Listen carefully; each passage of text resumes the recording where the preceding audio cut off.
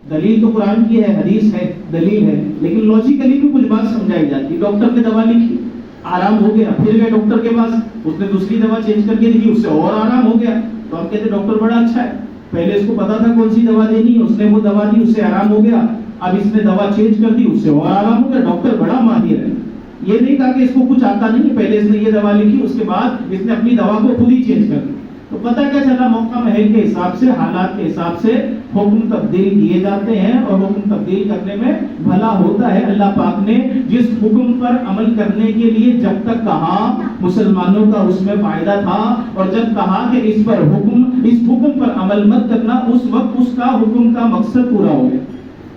جو مقصد تھا وہ مقصد پورا ہو گیا. اللہ پاک نے دوسرا حکم نازل فرمایا، اب یہ نہیں کرنا ہے، اب یہ کرنا ہے.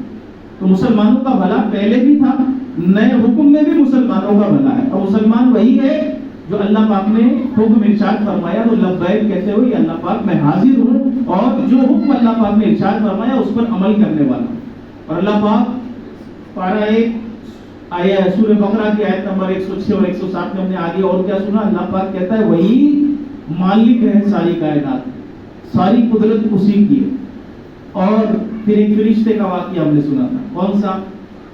ایک فرشتہ جس کے 18,000 پر ہے، اور اس کا نام کیا ہے؟ حزقیائیل. ایک پر کتنا بڑا ہے؟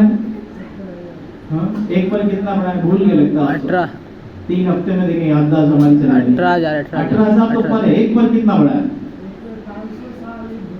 ایک گھوڑا دوڑا کر بندہ چلے تو 500 سال تک دوڑائے گا تب اس کا پر پورا ہوگا. ایک پر اتنا بڑا ہے. کتنے پر ہے اس کے؟ 18,000. اور جب اس کے دل میں یہ خواہش ہے کہ اللہ پاک تیرے پورے عرش کا چکر لگانا چاہتا ہوں، اللہ پاک نے اس کی خواہش کو پورا کر دیا اور اس کے پر کو ڈبل کر دیا 36,000 کر کے، اور اس کی طاقت کو بھی ڈبل کر دیا.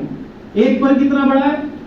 500 سال گھوڑا دوڑائیں گے تو ایک پر کو پورا کر پائیں گے، سفر کو پورا کر پائیں گے. ایسے 36,000 پر ہوئے اور طاقت ڈبل کر دی گئی. اور وہ 20 سال تک عرش پر اڑتا رہا مگر عرش کا چکر نہیں لگا پایا.